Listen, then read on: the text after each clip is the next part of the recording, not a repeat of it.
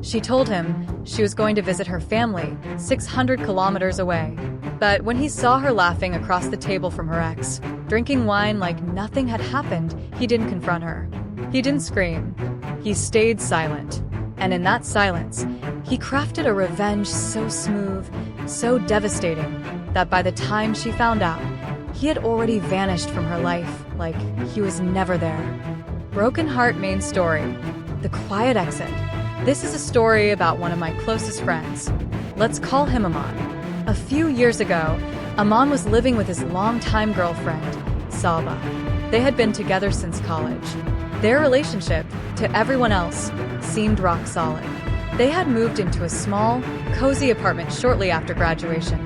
Their Instagram was full of smiles, travel photos, brunch dates, and cuddles on the couch. But behind those curated pictures and heart emojis, things had quietly started falling apart. Arguments weren't explosive, but they were constant. The emotional intimacy had started to fade. Aman would often find himself reaching out, trying to connect, only to be met with half-hearted responses or distracted glances at her phone. Saba wasn't abusive, just absent. Like she was slowly checking out of the relationship. And then came the lie that changed everything. One evening, Saba told Aman that she was going to visit her family for a week. "They've been asking me to come for ages," she said, sounding distant but calm. "I just need a little time away." Aman nodded. No questions asked. He trusted her. He wanted to believe her. But just 2 days after she left, that trust shattered into pieces. Aman was scrolling through Instagram stories late at night when something made his stomach drop. It was a 15-second clip.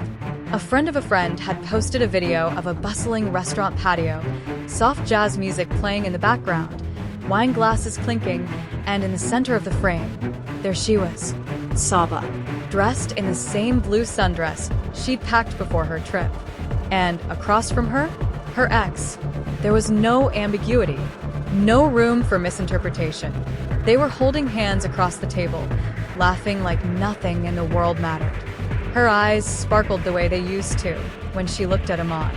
He paused the video, replayed it, screenshotted it, zoomed in. There it was, proof. Painful, undeniable proof. But Aman didn't cry. He didn't send angry texts or blow up her phone. Instead, he turned off the screen and opened a new browser tab. And then another. And another. He was planning. Their apartment lease was on a month-to-month basis.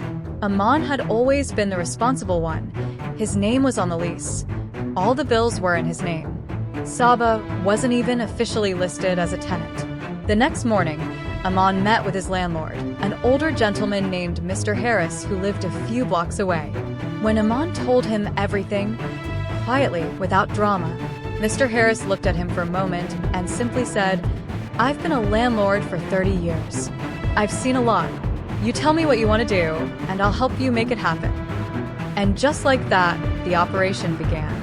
Aman gave his 60-day notice, but Saba would never know. He made sure everything was discreet.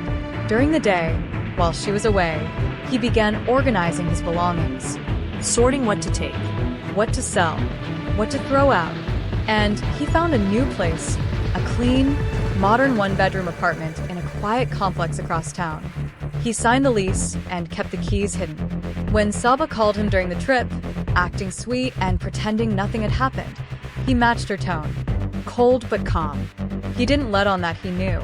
He just said things like, "I've been thinking maybe we should try couples therapy," or "We've been distant lately." But he never pressed. He never begged. And he certainly never touched her again. When she got back from her family trip, Aman acted like everything was normal. Or at least as normal as their relationship had become. They barely talked. Slept in the same apartment, but not in the same bed. She didn't seem to notice or care.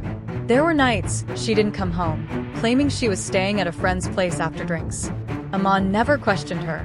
He just said, "Okay." He was playing the long game, and he was winning.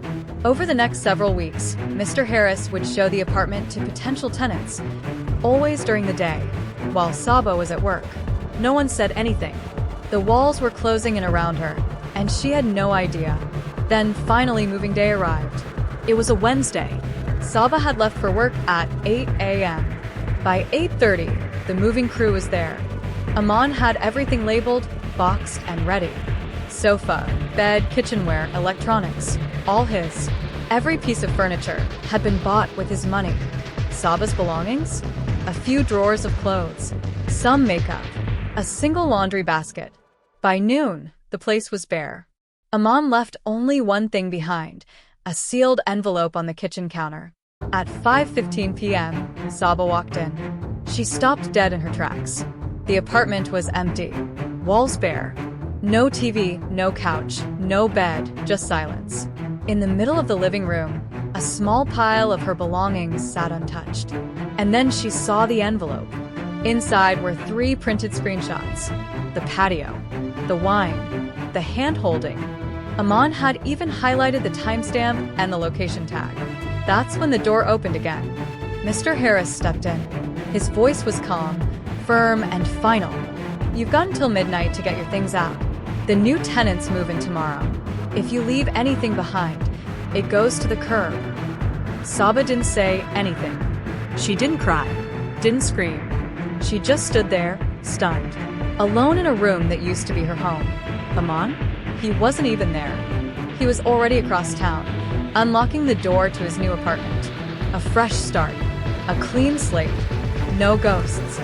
He did send one final message, though, a photo, not of himself, of her, standing in the center of that hollow apartment, next to her scattered belongings, her face frozen in disbelief. He captioned it, "You made your choice. I made mine." And then he blocked her number. For good. Over the next few days, the texts came flooding in. First, guilt. "I'm sorry. It didn't mean anything. I was confused." Then desperation. "Can we talk? Please, let's not throw everything away." And finally, anger. "You're heartless. You blindsided me. I didn't deserve this." But Aman never replied. He changed his number, deleted his socials, moved on. He hit the gym, got his spark back, started dating again, slowly, carefully. Our friend group, we still talk about it. We call it the ghost exit. Not because he vanished, but because he did it so cleanly, so quietly, that by the time she realized what was happening, he had already erased himself from her life. No shouting, no fights, just the sound of consequences catching up.